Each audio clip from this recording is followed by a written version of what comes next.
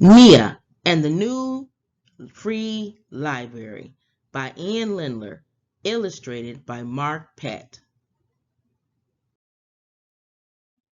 For as long as anyone could remember, the little town library stood there. It was there so long that people stopped paying attention. The building got old, the librarian retired, and nobody noticed. Until one day, a tornado came and carried the whole thing away. No one quite knew what to do with the empty space where the library used to be. "We need a big skyscraper," said the builder. "That will really put this town on the map." "We need a parking lot," said the grocer. "That would help my business."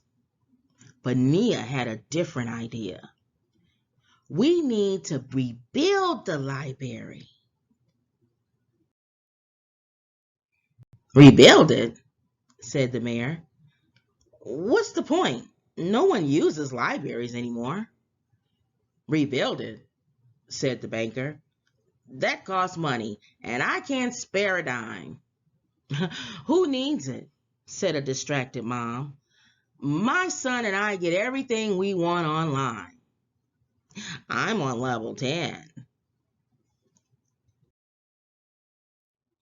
But Nia loved the library. She went every week to check out books. She liked cookbooks the best. Her favorite spot to read them was under the tree in front of the library. But it's hard to check out a book from a library that isn't there. That's when Nia had an idea. She got a desk, a chair, and a pencil and some paper, and a plate of orange slices for energy.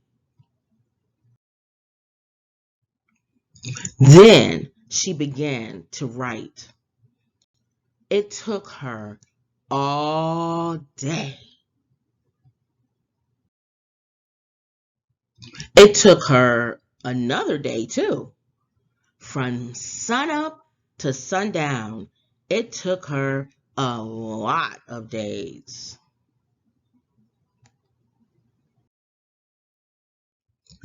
And at first, no one paid any attention. But pretty soon, she had written an entire wagon full of books.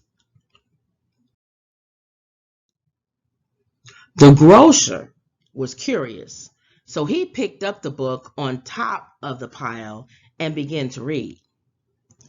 There was an old lady who lived in a shoe. She lived in a shoe? "Hey," said the grocer, "you wrote this wrong." "I did?" said Nia. "Well, maybe you can fix it." She handed the grocer a pencil. The grocer started to write.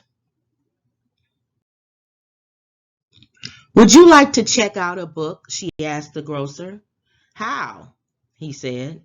"The library's gone." "This is the new free library," said Nia. "Excuse me," said the distracted mom. My son's phone just died. Could he look at one of your books?" "Of course," Nia said. "This is the new free library. He can read any book he likes. This one is about Sir Wilbur, the bravest, most handsome knight around." "This is terrible," said the boy. "I can draw better than that." "You're probably right," said Nia. "Maybe you can fix it." As they made more books, more townspeople became curious and stopped to look. The town's detective saw the crowd forming and came over to see if there was any trouble.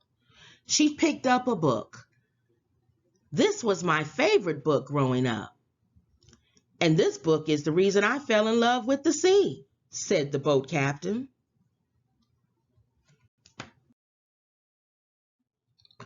But as they read, everybody noticed mistakes. Said the boat captain. Where the wild things room?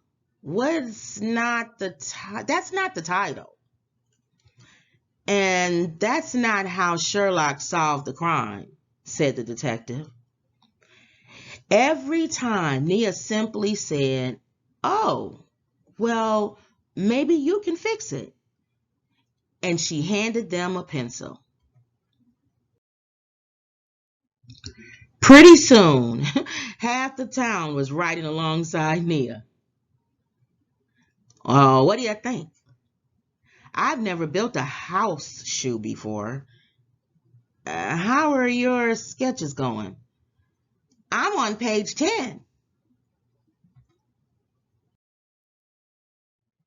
Pretty soon, there were enormous piles of freshly written books. Books of adventure and poetry and filled with every idea ever imagined. There were so many books that they spilled into the road and stopped traffic. Everyone discovered the job was a lot harder than it looked. And that's how he solved the crime. You're wrong. That clue was a red herring. There was a fish in the story. I'm confused. But they began to remember words and ideas that had inspired them. Like hopes of springing high, still I rise. I love poems about bread. Hmm, said Nia. If only there was some better way to organize them.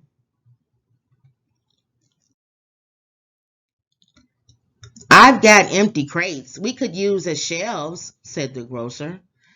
If it rains, the books will get wet, said the builder. I'll make some walls and a roof to protect them. And we'll need lions, said the banker. A good library has to have lions in the front. I'll get the two from my bank. Pretty soon, the entire town was lending a hand.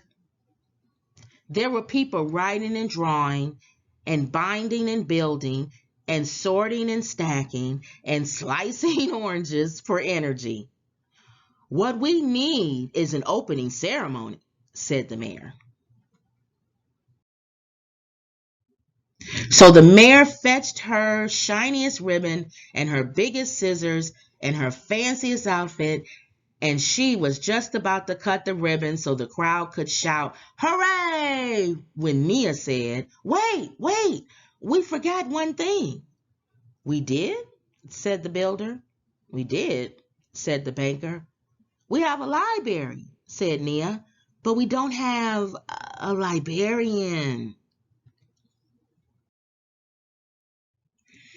Oh, the mayor looked around. Does anyone here want to be the librarian?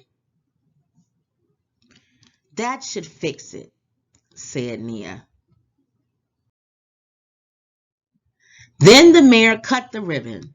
The whole town shouted, "Hooray!" And Little Town's new free library was open. Everyone crowded into the library to admire what they had accomplished. There were kids in beanbags reading picture books, kids with pencils writing new books. In one corner, there was a knitting class. In another, all the grandparents were learning to use a computer. First, we make sure it's plugged in. I decided to go for a classic feel with watercolors. Everywhere, there were people sitting together, enjoying the cozy quiet of a book-filled place. Meanwhile, Nia did what she had wanted to do from the very beginning. She quietly walked straight to her favorite section and checked out her favorite book. And she sat down to read her favorite spot underneath the library's tree. At least she did. Until the tornado came back and carried the school away.